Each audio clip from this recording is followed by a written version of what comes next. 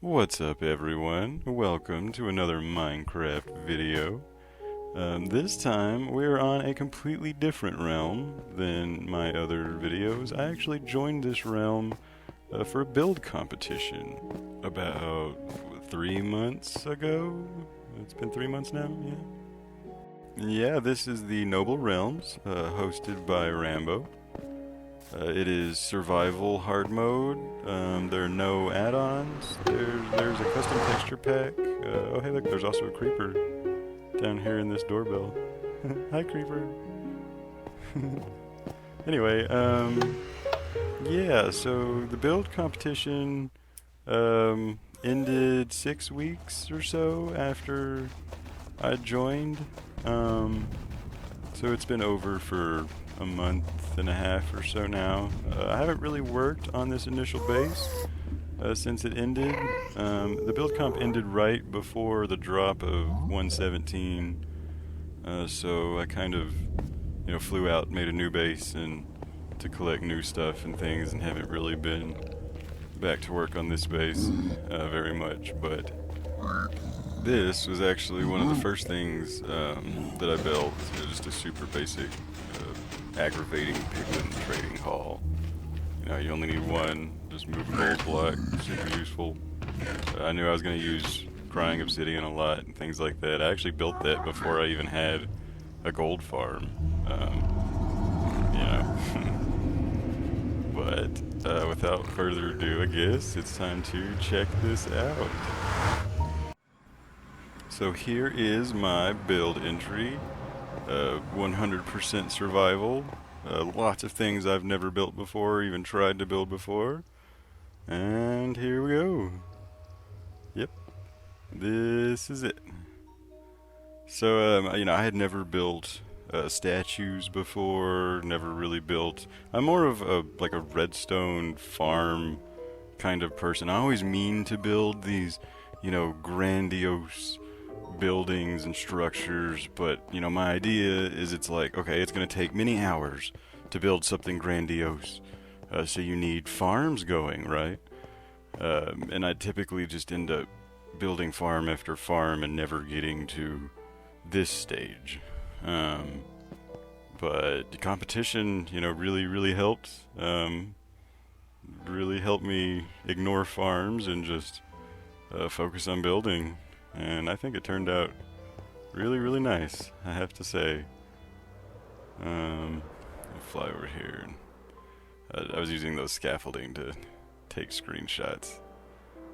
I embedded lava into a lot of the corners and walls, and yeah. And so it took me 6 weeks from the time I joined the realm. I wouldn't say that it's done. I just kind of tried to get it done enough to be judged for the competition. I have a lot of plans, a lot of things that I have really no clue what to do with. But for now, I think it's really nice. I do want to have a bridge there in front, connecting it to land there. But for now, I have these little cubby holes that I fly into. So this whole thing started with this tower right here. It was on this teeny tiny peninsula kind of thing next to a mountain. I dug out a lot of the river, put some conduits down there, and built this one tower. Then from there, I kind of branched off pathways and then started putting up walls and connecting everything together. And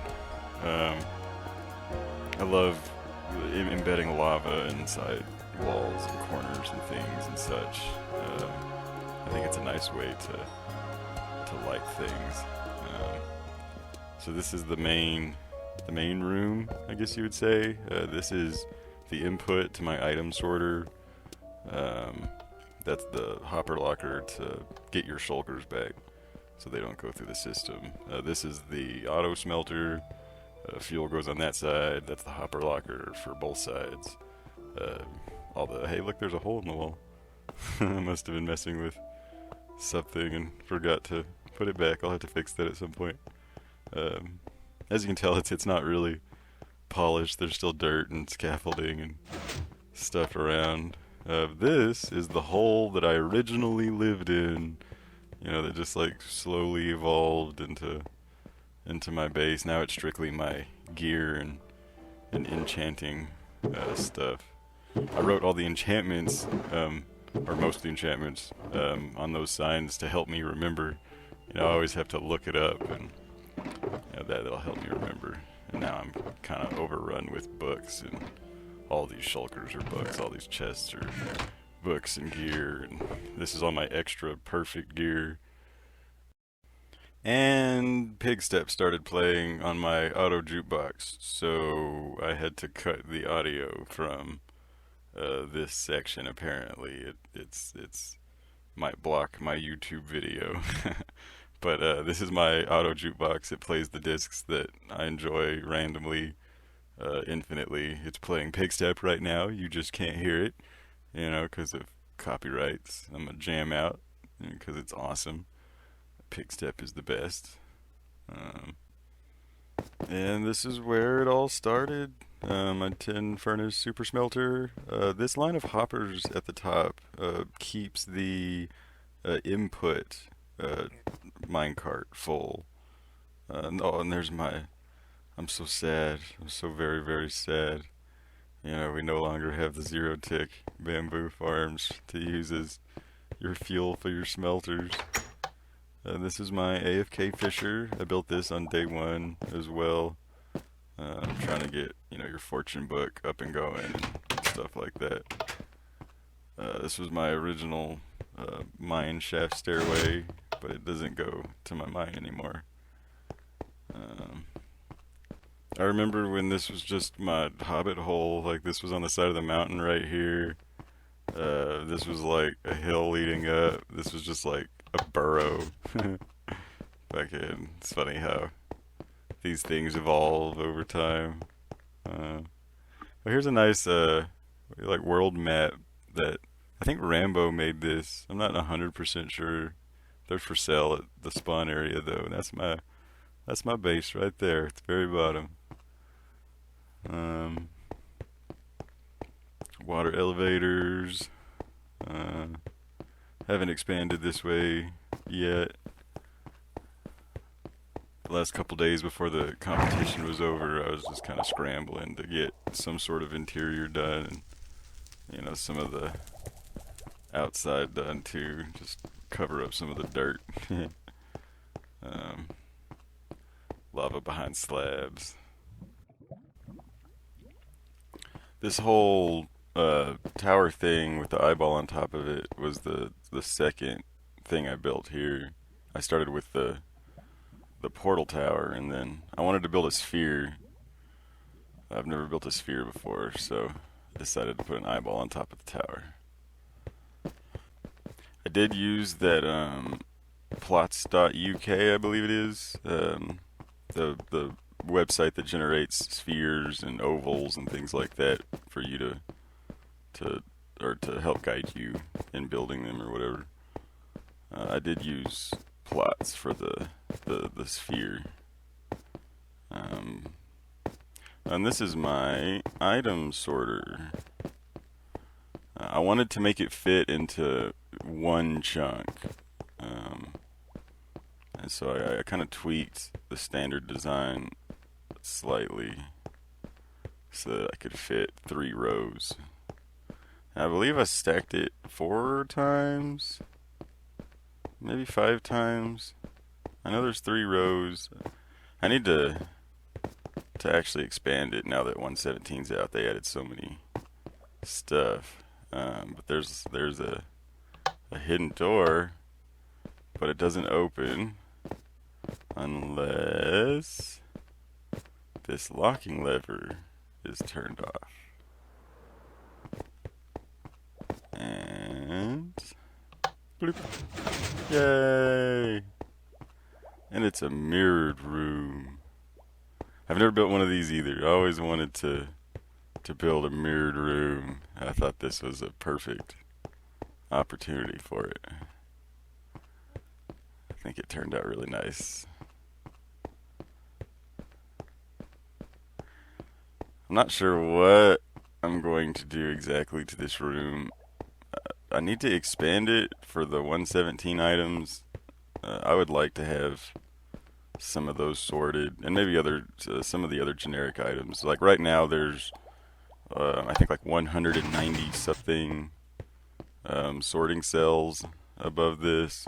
I might try to add like another 100 or so, expand to like the next chunk or something. It doesn't need to be in one chunk. But yeah.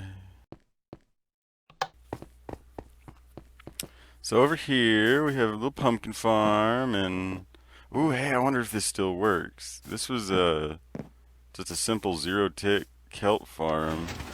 I wasn't super happy with its production rate, but hey, look, it still works. Look at that. We still have a zero tick farm. I had heard rumors or hearsay that the zero tick kelp farm still worked, but here we go. It still works. Anyway, yeah, pumpkin farm over here. I built this pretty early on. It's just a simple, super derpy village trader. Yeah, there's a zombie trapped in there for me to cure the villagers. And yeah, some of them are named, most of them aren't. But got all my books and tools and rotten flesh disposal.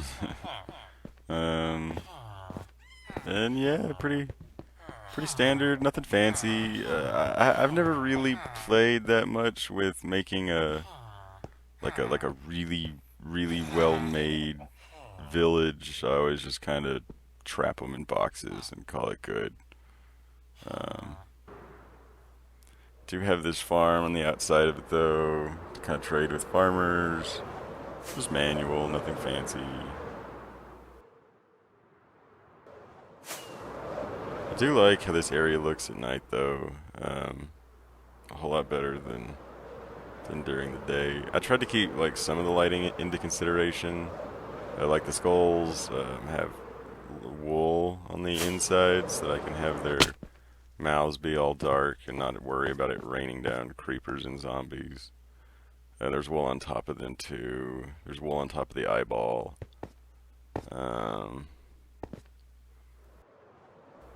So all of this is my own design. I did use the plots.uk for the sphere at the top, like I mentioned earlier. The skulls, to design them, I actually did something that I had never done before. I had never tried to build statues in general, let alone statues like this. So I actually used creative mode a little bit to design the skulls, and then once I got them built in here, then I went through, I like copied the world and it like cut the skull into individual slices like horizontally, and then took pictures on my phone. I have like 600 pictures still on my phone from trying to copy this skull from creative into survival.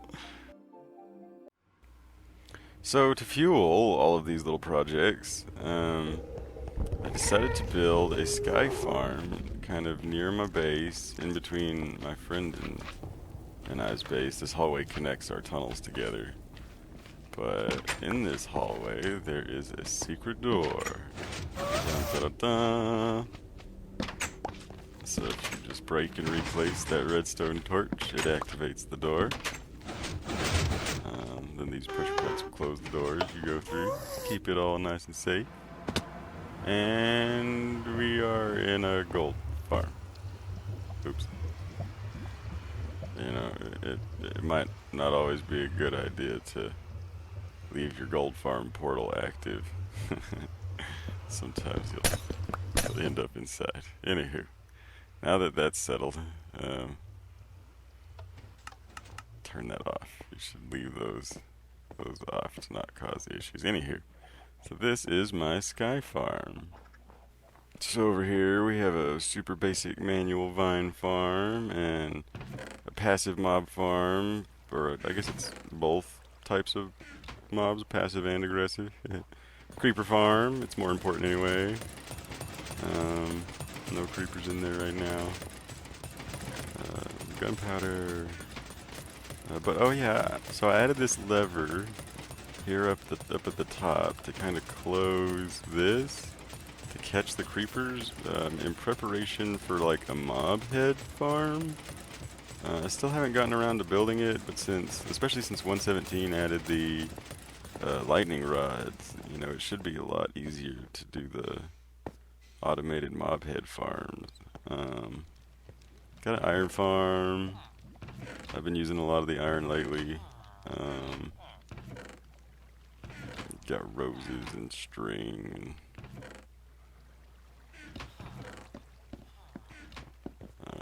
Super basic fish squid farm. It's above river down there. I need to actually expand it a little bit, but it's fine for what it is. The fish goes in this mine cart and then goes down there to be cooked in the little like smelting setup. Got some bees. Yeah, you always have to have some friendly bumblebees. Get some honeycomb and some honey, and you got my leads there in case they get out. They've gotten out several times. Nether wart farm with a minecart track for harvesting and planting. Random books for levels that I get here. Super sad zero tick bamboo farm doesn't work anymore. It was being used to power the sword smelters for the gold farm. I always smelt the swords in a gold farm. It's equal to like 20 to 30% of your total gold output. That's a lot. So another thing I was working on during all of this was the equivalent of my store, I guess you could say. This is the casino area, and I built kind of two things. This one is a random shulker dispenser. It's pretty expensive at 20 diamonds a play, but you know, this is kind of the stuff that you get. This is the most common shulker. There's 3 rarities. I did white for the rarest, red for the most common, and then yellow for kind of a mid-range. This is the rarest prizes. You get fully enchanted elytra, mob heads, a lot of books, shells.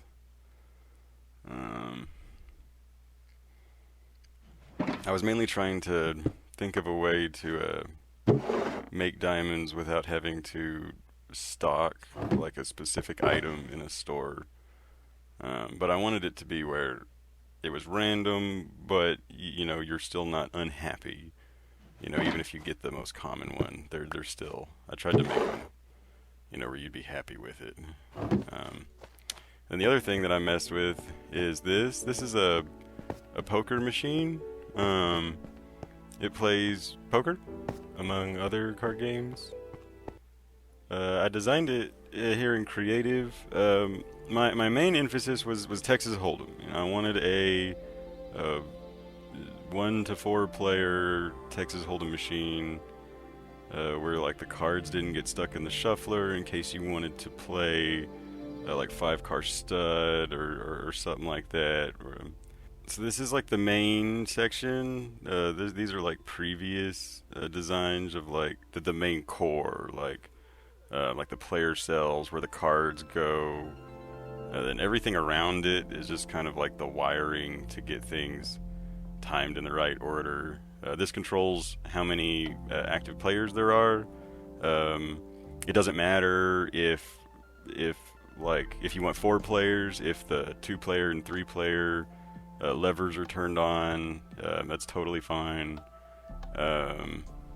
All that matters is the highest player level. It's just a bunch of, what is that, like AND gates, and then like some of that is superfluous. I was trying to play with adjusting certain timings of some of the subsections of the machine, trying to get it as fast as I possibly could.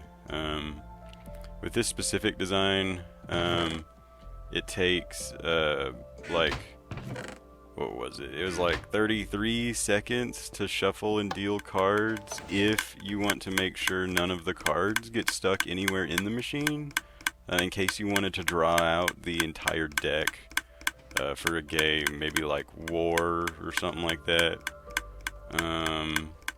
I've been wanting to speed it up.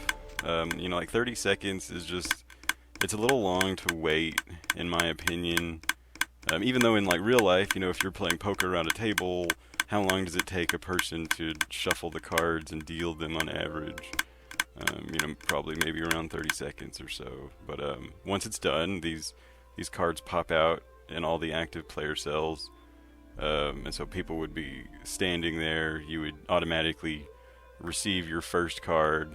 And then, you know, depending on what game you were playing, like if you were playing Texas Hold'em, you know, you would make all players draw one more card, and so now everybody had, you know, 2 cards right off the bat, and then you could do your first round of betting, like here in this chest, and then after the round of betting, you can deal cards straight to the chest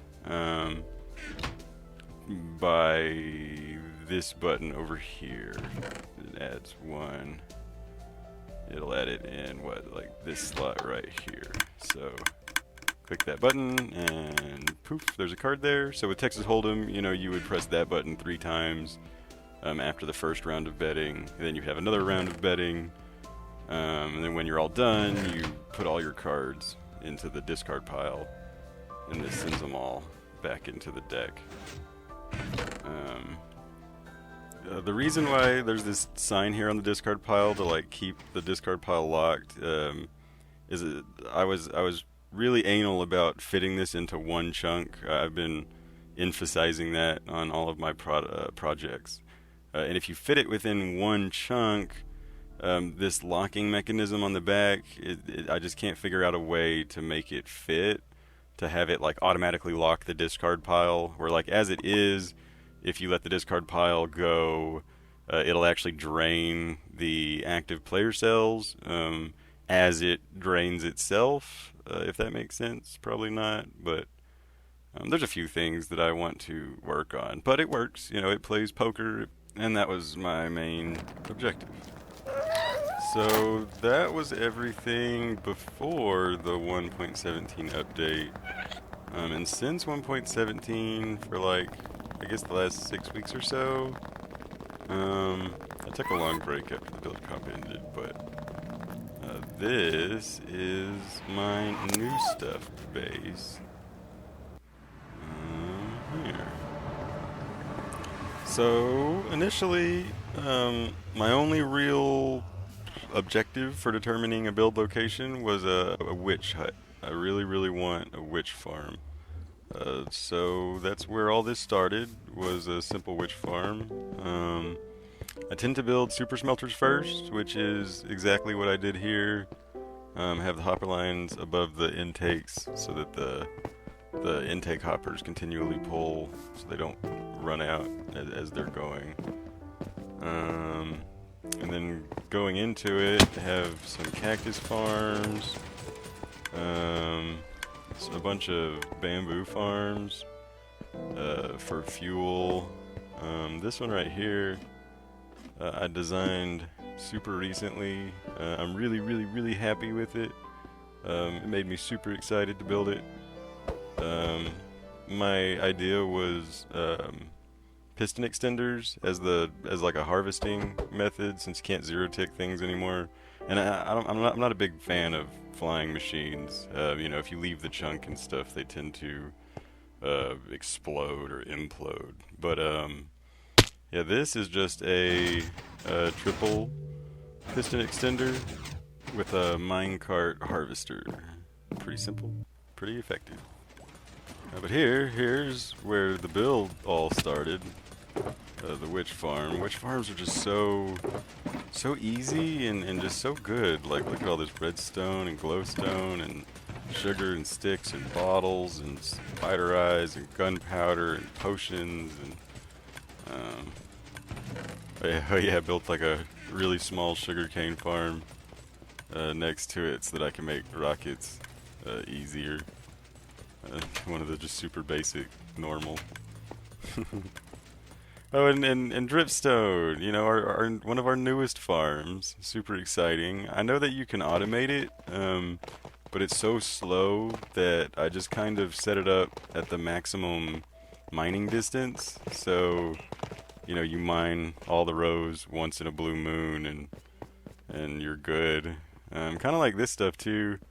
These are underneath the base. This one, it's a pretty large geode. I manually harvest this one.